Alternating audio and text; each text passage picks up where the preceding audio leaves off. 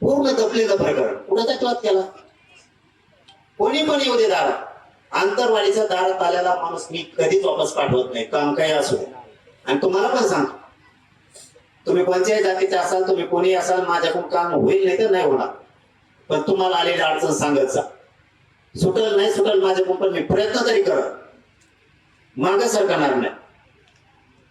कारण दबून ठेवून उपयोग नाही. आणि आपण हुशार व्हा. जसं कलेक्टर साहेबांना सांगितलं, बांध कडीला कसं जाणार आहे, तुमचे लेकरा बाळा मोठे कसे होणार आहेत, आपण कष्ट करायचं शिकायचं.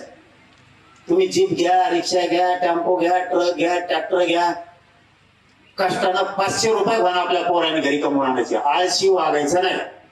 सगळ्यात जास्त आळशी पोरं आपले झाले. प्रत्येक पारावन चौकात सगळ्यात जास्त बसलेले पोरं आपले नुसते आळशी बनाले. बाप शेतात पण काम करतो, आई शेतात पण काम करते.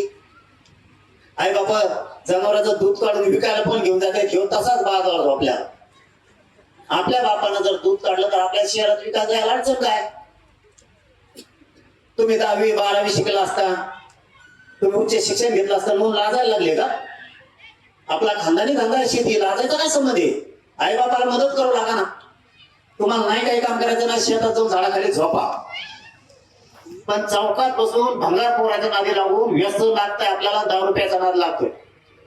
आई बापासोबत शेतात जाऊन 2 घंट्यात काम करू लागा, प्रचंड आधार मिळेल त्यांना. आई वडिलांना थोडं शेण काढू लागा, त्यांना गवत टाकू लागा. जो व्यवसाय करायचा तो करा, चिकाटी ना करा. पण कष्टानं 500 रुपये घालून आपल्या पोराने घरी कमवून आणले पाहिजेत, मग बरबाद होणार नाहीत आपण. नसता वाईट वेळ येईन आपल्यावर. एखाद्या पोराला पोरी जर शिकायला पैसे कमी पडले ना, 10,000 जर कमी पडले ना, तर आपल्या आई बापाला 50 जणांच्या दारात झलकाटे घालावं लागते, उंबरे जावं लागते तुमच्यासाठी. आणि तुम्ही शिकल्यावर त्याच आई बापाच्या मदतीला शेतात कामाला सुद्धा जात. नोकरी लागेपर्यंत तुम्हाला शेतात कामाला जायचं. पूर्ण बदल करायचा आपण आपल्या दादा. आता ते दिवस नाही.